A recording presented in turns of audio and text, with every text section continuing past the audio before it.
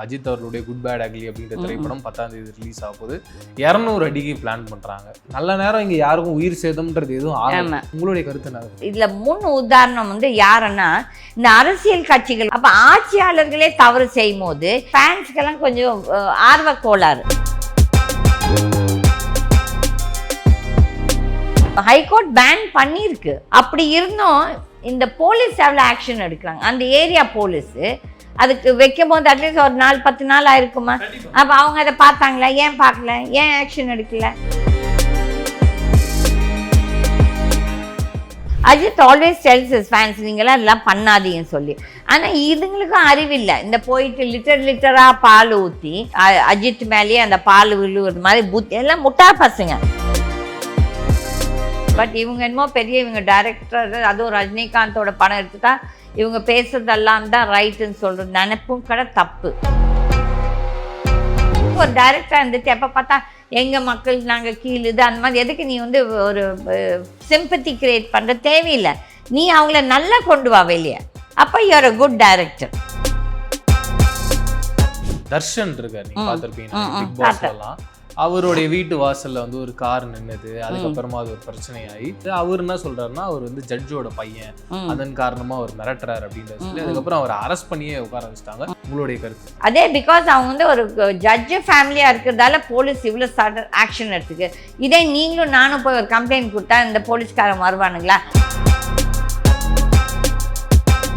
ஜட்ஜோட பையன் தப்பா பேசியிருந்தாலும் தவறு தான். அதே மாதிரி நோ பார்க்கிங்ல நிறுத்தியிருந்தாலும் தவறு தான். கீதா மேம் வணக்கம். வணக்கம். Welcome to retro voice. Ajith அவர்களுடைய குட் பேட் அக்லி அப்படின்ற திரைப்படம் 10ஆம் தேதி ரிலீஸ் ஆக போகுது. 200 அடிக்கு பிளான் பண்றாங்க. எனக்கு என்னன்னா ஒரு கட் அவுட் அந்த காத்துல அது எந்த அளவுக்கு தாங்கும். அது 200 அடி பிளான் பண்ணும் போது மேல ஏற அது எவ்வளவு பிரஷர் இருக்கும். அந்த விண்ட் வெலாசிட்டி அந்த அளவுக்கு அடிச்சதுன்னா கீழே விழும். அந்த ஐடியா இல்லாம எப்படி மக்கள் இதை ட்ரை பண்ணி அதுக்கு விழுந்து நல்ல நேரம் இங்க யாருக்கும் உயிர் சேதம்ன்றது எதுவும் ஆகல. அப்படியேதான் நடந்திருந்தா அது எந்த அளவு ஒரு பாதிப்பு ஏற்படுத்திருக்கும். உங்களுடைய கருத்து என்ன? இல்லைங்க, இது இந்த கேஸ் நீ உங்களுக்கே தெரிஞ்சிருக்கும். ஒரு 3-4 வருஷத்துக்கு முன்னால அதிமுக 5 வருஷம் இருக்கும். அதிமுக பீரியட்ல தான் நினைக்கிறேன். அந்த ஈசிஆர் ரோட்ல அந்த ஓமார் ரோட்ல அந்த பொண்ணு படிச்சுட்டு இருக்க பொண்ணு பாவம் பைக்ல போகும்போது விழுந்து இறந்துட்டாங்க. அதுக்கப்புறம் கோயம்புத்தூர்ல இதே மாதிரி ஒண்ணு நடந்தது. அப்ப அதுக்கு நாங்க ஆக்சுவலி புட்ட PIL நானும் என் வக்கீலும் போட்டோம். டிராபிக் ராமசாமின்னு ஒருத்தர் இருந்தாரு. அவர் இருந்தப்ப இல்ல அவர் நிறைய கேஸ் போட்டு இதுல அவர் கோர்ட்டே பேன் பண்ணிருக்கு. இந்த மாதிரி பேனர்ஸ் போடக்கூடாது. ஆனா இதுல முன் உதாரணம் யாருன்னா இந்த அரசியல் கட்சிகள் ஃபர்ஸ்ட் இந்த நடத்துறாங்களே ஊர்வலங்களோ இல்லாட்ட அவங்க மீட்டிங் நடத்துவாங்க, அந்த இடத்துல தான் நிறைய பேனர்ஸ் இதெல்லாம் நடக்க. அப்ப ஆட்சியாளர்களே தவறு செய்யும் போது இந்த ஃபேன்ஸ்க்கெல்லாம் கொஞ்சம் ஆர்வ கோளாறு. தட் இஸ் தேவையில்லாதது. நீங்க சொல்ற மாதிரி யாரோ ஒருத்தர் இறந்துருந்தா அப்ப அஜித்தோட ஃபேன் தானே இறந்துருக்கணும். அப்போ இதெல்லாம் தேவை. இன்ஃபேக்ட் அஜித் எனக்கு தெரிஞ்ச மட்டும் அஜித் ஆல்வேஸ் டெல்ஸ் ஹிஸ் ஃபேன்ஸ் நீங்களாம் இதெல்லாம் பண்ணாதீங்கன்னு சொல்லி.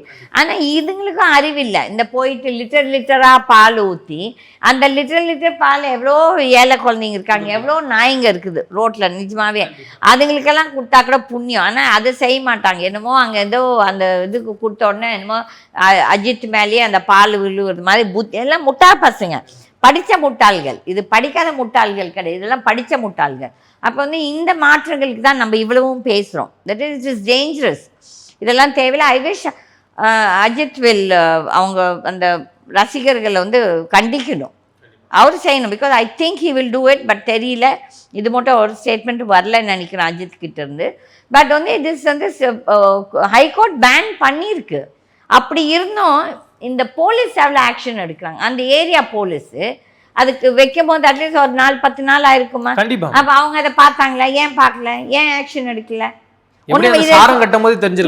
சிம்பிள் எக்ஸாம்பிள் என்னோட வக்கீல் ஒரு கேஸ் போட்டு ஹைகோர்ட்ல கேஸ் போட்டு இந்த மாதிரி இந்த ஸ்டிக்கர்ஸ் எல்லாம் இந்த வண்டிங்களெல்லாம் துஷ்பிரயோகம் பண்றாங்க. போலீஸ், பிரஸ், இல்ல மோர் தென் தட் அட்வொகேட்ஸ் தான் ரொம்ப துஷ்பிரயோகம் பண்றது. அவர் மேல் டாக்டர்ஸ்ன்னு சொல்லி டாக்டர்ஸ் அட்லீஸ்ட் ஒரு எமர்ஜென்சி. ஓகே, அப்போ ஹி காட் அ ஆர்டர் இந்த மாதிரி இது யூஸ் பண்ணக்கூடாது, ban just a few months back. அப்போ நாங்கள் என்ன பண்ணோம், சரி நம்ம வக்கீல அதை பண்ணியிருக்காரு சொல்லி நாங்கள் ஸ்டிக்கர்ஸ் எல்லாம் எடுத்துட்டோம். ஓகே, அப்போ நான் கோர்ட்டுக்கு போகும்போது அந்த போலீஸ்காரங்க நின்றுட்டுருக்காரு. இங்கெல்லாம் வண்டி நிறுத்தக்கூடாது. அப்போ நான் சொன்னேன் நானும் அட்வொகேட்டுன்னு சொல்லிட்டு ஐம் மெம்பர்னு சொன்னோன்னே அவர் சொன்னால் ஸ்டிக்கர் இல்லையே. நான் சொன்னேன் என்னப்பா நீங்களே போலீஸில் இருந்துட்டு உங்களுக்கே தெரியலையா, இதே ஹைகோர்ட் வந்து இந்த ஒரு ஃபியூ டேஸ் தட் இஸ் அன்றைக்கி அவர் பேசும்போது ஒரு 4 நாளுக்கு முன்னால் பேன் பண்ணியிருக்காங்க இந்த மாதிரி ஸ்டிக்கர்ஸ் ஓட்டக்கூடாது. அப்போ அந்த போலீஸ்க்கே அந்த அறிவு இல்லை, அவங்களுக்கே அந்த நாலேஜ் இல்லை. அப்போ நம்ம அவங்களுக்கு சொல்ல வேண்டியதாக போகுது. ஓகே, அப்போ நாங்கள் வந்து ஒழுக்கமாக சரி இதை போடக்கூடாதுன்னு சொல்லி நாங்கள் போடுறோம். இதே மாதிரி இந்த அரசியல் கட்சி ஆளுங்களுக்கு வந்து இந்த ஃப்ளாக் வைக்கக்கூடாதுன்னு பேனே பண்ணியிருக்காரு ஒரு ஜட்ஜி. இது ஆல்மோஸ்ட் 8 இயர்ஸ் இருக்கும். ஆனால் எந்த கட்சியாவது அதை ஃபாலோ பண்ணதா கிடையாது. நான் ஒருத்தி மட்டும் தான் அதையோ அந்த ஒரு பேன் இருக்குதே நம்ம போடக்கூடாதுன்னு சொல்லி, இல்லை நானுமே ஒரு ஃப்ளாக் போட்டுக்கிட்டு ஷோ ஆஃப் பண்ணலாம். அப்போ வந்து அதை வந்து தனி மனிதனுக்கு ஒரு ஒழுக்கம் இருக்கணும் இல்லையா? இதை வந்து இந்த ஜட்ஜு யார் ஆர்டர் பாஸ் பண்ண அவர் பார்க்கறது இல்லையா? அப்போ அவர் கொஞ்சம் ஆக்ஷன் எடுக்கணும்ல. இந்த மாதிரி போலீஸை கூப்பிட்டு என்னப்பா இவ்வளோ நான் ஆர்டர் கொடுத்து இவ்வளோ பேர் இருக்கேன். அப்போ வந்து அந்த ஆர்டருக்கு நீங்கள் எவ்வளோ அந்த கொடுத்தவருக்கே எவ்வளோ அந்த ஃபீலிங் இருக்குது இதை இம்ப்ளிமெண்ட் பண்ணணும்னு இல்லை. இதெல்லாம் வந்து ஒரு அவல நிலை, நம்ம நாட்டில் இருக்க நிறைய அவல நிலைகள். ரீசெண்டாக ரஞ்சித் வந்து வானம் அப்படின்ற மேடையில் அவர் பேசியிருக்காரு. தொடர்ந்து எங்களுக்கு வந்து பெரிய பிரச்சனைகள் வந்துக்கிட்டே இருக்குது. நாங்கள் இப்போ பிரசாத் லேபில் வந்து ஈவெண்ட் பண்ணுறோம், இந்த ஈவெண்ட்டை பண்ண விடாத அளவுக்கு பிரச்சனை பண்ணுறாங்க. நாங்கன்னா அப்படி அவ்வளோ பெரிய ஒரு குற்றமாக பண்ணிட்டோம், எதுக்கு எங்களை மட்டும் டார்கெட் பண்ணிகிட்டே இருக்காங்க, என்ன காரணத்துக்காக எல்லாருமே எங்களை நோக்கி வந்து ஆயுதங்களை ஏந்துறாங்க. முக்கியமாக வந்து ஒரு கவர்மெண்ட் ஒரு பெரிய ப்ரெஷர் எங்களுக்கு கொடுக்குது, எங்களுடைய படங்களை ரிலீஸ் பண்ண முடியாத அளவுக்குன்ற மாதிரி அவர் பேசுகிறாரு. அதே மேடையிலே அவர் சொல்கிறாரு இருக்கட்டும் என்ன இருக்குது, ஒரு வாரம் போய் ஜாலியாக நாங்கள் வந்து ரெஸ்ட் எடுத்துகிட்டு வருவேன், ஜெயிலில் போய் ரெஸ்ட் எடுத்துகிட்டு வருவேன் அப்படின்ற மாதிரி பேசுகிறேன். இது ரெண்டுமே ரொம்ப கான்ட்ராஸ்டாக இருந்தது. ஒரு பக்கம் அவர் வந்து அரசை பார்த்து பெரிய அளவில் பயப்படுற மாதிரியான ஒரு பார்வையில் அந்த ஸ்பீச் ஆரம்பிச்சு அந்த ஸ்பீச் முடியும் போது எனக்கு யாரை பார்த்துமே பயம் இல்லை அப்படின்ற மாதிரி சொல்கிறார், சேலஞ்ச் பண்ணுறாரு. இதில் எந்த ரஞ்சித்தை நம்ம எடுத்துக்கிறது, அவர் என்ன சொல்ல வரான்றத அவருடைய பேச்சிலே நிறைய முரண்பாடு இருக்குன்ற ஒரு கேள்வி வருதுமா? இல்லை, ரஞ்சித் அவர்கள் வந்துட்டு ஐ திங்க் இஸ் ரொம்ப ஒரு முரண்பாடு நிறைய இருக்குது, கான்ட்ரவர்ஷியல் பர்சன். இப்போ வந்துட்டு அவங்க ஏதோ ஒரு படம் எடுத்தார், ஐ திங்க் வித் ரஜினிகாந்த் நினைக்கிறேன். ஓகே, நான் எப்பவும் சொல்கிற மாதிரி இந்த ஜாதி இது வந்து ஐ டோன்ட் லைக் டு பேச பிடிக்காது. பட் வந்துட்டு இவங்க வந்து அதை வச்சு கொச்சப்படுத்தி அவங்க பெரிய ஹீரோ ஆகணும்னு நினைப்பேன், அது தவறு. இப்போ வந்து ஷெட்யூல் காஸ்ட், ஷெட்யூல் ட்ரைப் எதாவது எஸ்சி அவங்களும் மனிதர்கள். இப்போ என்னை பொறுத்தவரையிலும் எனக்கு வந்து எந்த ஜாதியும் மதமும் நான் நம்ப மாட்டேன். ஓகே, அப்போ வந்து அந்த காலகட்டத்தில் எனக்கு நல்ல ஞாபகம் இருக்குது, ஒரு கான்ட்ரவர்சி ஏதோ ஒன்று பேசினேன் இந்த Ranjith, that is something to do with இந்த ராஜராஜ பாண்டியன் பற்றி.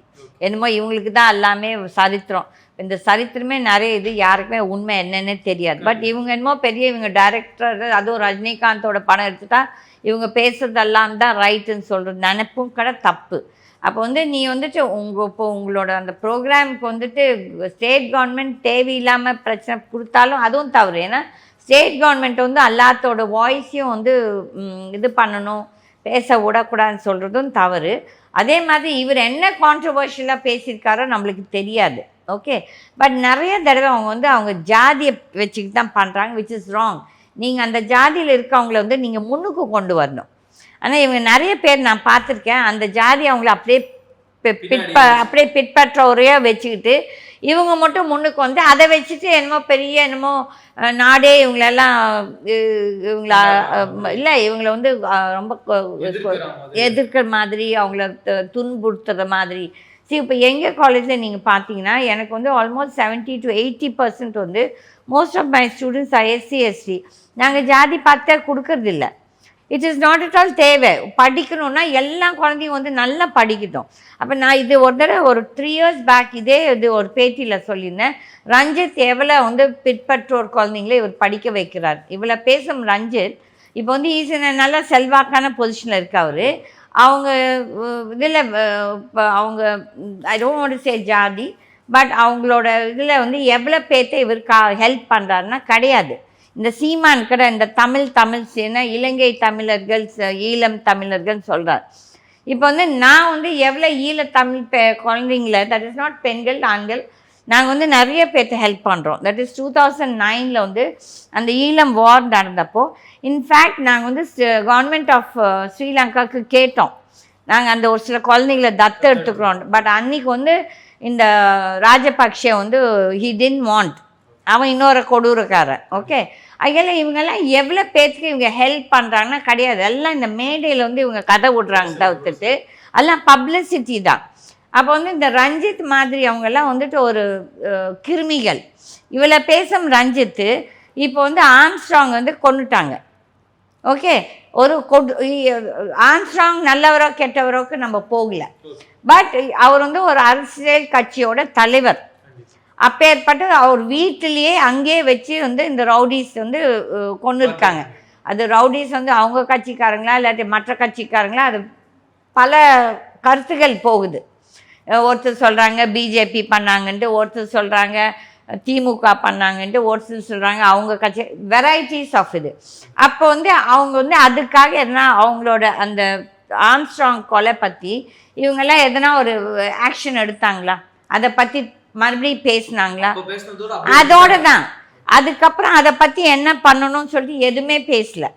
இன்ஃபேக்ட் அவங்க கட்சியில் இருக்க தலைவர் வந்து ஆனந்த் ஜோத், அவர் தான் இப்போ அந்த பிஎஸ்பி தலைவர், அவரே என்கிட்ட சொன்னார், கீதம்மா நீங்கள் தான் பேசணுமாம்மான்னு சொல்லிட்டு என்கிட்ட ரிக்வெஸ்ட் கூட பண்ணார். ஓகே, அப்போ வந்துட்டு நிஜமாகவே இந்த தமிழ்நாடு கவர்மெண்ட் மேலேயும் நிறைய தவறுகள் இருக்கிறது. ஒரு கட்சி தலைவரையே வந்து கொலை, ஒரு அதுவும் சிட்டி, அதுவும் அந்த பெரம்பூர் ஏரியாலாம் ஒரு பெரிய க்ரௌடட் ஏரியா, அந்த ஏரியாவில் நடக்கும். அப்போ இந்த ஸ்டேட் கவர்மெண்ட்டுக்கு என்ன வந்து ஒரு இல்லை பவர் இல்லை, ரெஸ்பான்சிபிலிட்டி. தட் இஸ் நம்மளுக்கெல்லாம் வந்துட்டு ஒரு ஹோம் மினிஸ்டர் வந்து சீஃப் மினிஸ்டர் தான் ஹோம் மினிஸ்டர். உங்கள் கீழே இந்த போலீஸ் டிபார்ட்மெண்ட் எந்த அளவுக்கு செயல்படுதுன்னா கிடையாது. இப்போ நீங்கள் பார்த்தீங்கன்னா நிறைய டைம் இந்த போலீஸ் டிபார்ட்மெண்ட் வந்து அவங்களுக்கு வந்து இந்த மிரட்டி மக்களை சம்பாதிக்கிறதே இருக்குது. தேர் நாட் பீப்புள் ஃப்ரெண்ட்லி. இப்போ எல்லாரும் சொல்கிறாங்க போலீஸ் உங்களோட நண்பர்னு சொல்லி போடுவாங்க அங்கே போர்டு, பட் நிஜமாகவே அவங்கள நம்மளோட நண்பர்களாட்டமாக நடந்துக்கிறாங்க. அவங்க போனான்னா ஒரு பாமர மக்கள், நீங்களே ஜேர்னலிஸ்ட் போனால் இரு நில்லு டேன்னு சொல்லுவாங்க, திருப்பி நம்ம டேன்னு பேச ஆரம்பித்தா எவ்வளோ நேரம் ஆகும்? இப்போது நிறைய பேர் யோசிக்கணும், திருப்பி மக்கள் உங்களெல்லாம் டேன்னு கூப்பிட ஆரம்பித்தா, மக்கள் சக்தி மகேசன் சக்தின்னு சொல்கிறது உண்மை. ஆனால் மக்களுக்கு ஒரு நல்ல தலைவர் தான் கிடைக்கல தவிர்த்துட்டு இந்த ஆட்சியாளருக்கு மேலேயும் நிறைய தவறு இருக்குது. அந்த மாதிரி கம்பேர் பண்ணும்போது அதிமுகவில் ஜெயலலிதா கீழே, நாட் இபிஎஸ் எல்லாம் நான் எடுக்கலை, ஜெயலலிதா கீழே மக்களே இப்போ சொல்கிறாங்க தட் இஸ் அந்த அம்மா இருக்கும்போது சட்டம் ஒழுங்காக இருந்துச்சுன்னு சொல்லி. ஓகே, ஆனால் இந்த டிஎம்கே கவர்மெண்ட்டில் ரவுடிஸு நிறைய பேர் இந்த ஆட்சி வரும்போது, நான் அவங்களுக்காக சாதகமாக பேசினேன் அந்த எலெக்ஷன் டைமில் ஃபார் ஜெயலலிதாக்காக.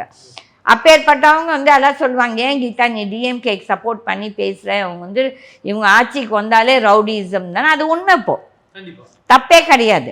அப்போ பார்த்தீங்கன்னா எவ்வளோ இடத்துல கொலை இதெல்லாம் நடக்குது சம்பவங்கள், ப்ளஸ் இந்த கற்பழிப்புகள் நிறைய நடக்குது சிட்டிலேயே. இப்போ இந்த லாஸ்ட் 6 monthsக்குள்ளாரியே எவ்வளோ நடந்திருக்கு. ஆனால் அந்த நேரத்துக்கு தான் ஊடகங்கள் அதை பற்றி பெருசாக பேசுகிறாங்க.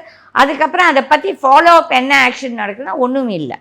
அதனால் ரஞ்சித்தெல்லாம் அவ்வளோ ஒரு ஒரு கால்ஸ் ஹிம்செல்ஃப் அ ஃபேமஸ் டைரக்டர். என்னை பொறுத்தவரையிலும் எனக்கு வந்து இன்றைக்கு நிறைய பேர் டைரக்டர்ஸ் வராங்க போகிறாங்க, பட் அவங்களுக்கெல்லாம் அந்த பொறுப்பு இருக்குது. நீங்கள் வந்து பேசுனா ஒரு 10 பேர் நீங்கள் பேசுகிற, இப்போ I am also kind of influencer. அப்போ வந்து நம்ம நல்லது பேசணும், மக்களுக்கு வந்து நல்லது எடுத்து சொல்லணும். இந்த ஜாதி இதெல்லாம் வந்து இந்த காலத்தில் நம்ம படித்தவங்களாம் அதை வந்து தீவிரப்படுத்தக்கூடாது. தேர் இஸ் நோ ஜாதி, தேர் இஸ் நோ மதம் என்னை பொறுத்த வரையிலும். அப்போ வந்து மக்கள் எல்லோரும் நல்லா வரணும்.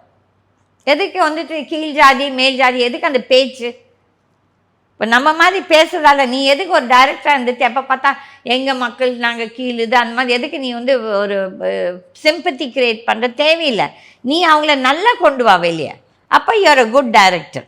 உன்னோட பொறுப்புலேருந்து நீ நல்லது செய்கிறன்ட்டு எடுத்துக்கலாம். பட் ரஞ்சித் ஐ ஃபைண்ட் ஒரு என்ன சொல்கிறது, ஒரு பச்சோந்தி மாதிரி, நேரத்துக்கு ஒன்று பேசுறது நேரத்துக்கு ஒன்று அது தவறு. அந்த மாதிரி ஆட்கள் அப்படி பேசக்கூடாது. தர்ஷன் இருக்கார், நீங்க பார்த்திருப்பீங்க பிக் பாஸ்லாம், அவருடைய வீட்டு வாசல்ல வந்து ஒரு கார் நின்னது, அதுக்கப்புறமா அது ஒரு பிரச்சனையாகி அங்க ஒரு சண்டை நடந்து, அவர் என்ன சொல்றாருன்னா அவர் வந்து ஜட்ஜோட பையன், அதன் காரணமா அவர் மிரட்டுறாரு அப்படின்றது சொல்லி அதுக்கப்புறம் அவர் அரெஸ்ட் பண்ணியே உட்கார வச்சுட்டாங்க. 3 நாளா உள்ளதான் இருக்காரு, வெளியில வருவாரா மாட்டாரான்ற ஒரு பெரிய சர்ச்சைக்குரிய ஒரு பேச்சா ஒன்று போயிட்டு இருக்கு. இதுல முக்கியமா நம்ம பார்க்க வேண்டிய பாயிண்ட் நான் என்ன பார்க்குறேன்னா மேம், ஒருத்தருக்கு ஒரு பவர் இருந்ததுன்னா எதிர்க்க இருக்க யாரா இருந்தாலும் அவங்க என்ன வேணா பண்ணுவாங்களா அப்படின்ற ஒரு கேள்வியும் பயமும் ஏற்படுது. உங்களுடைய கருத்து?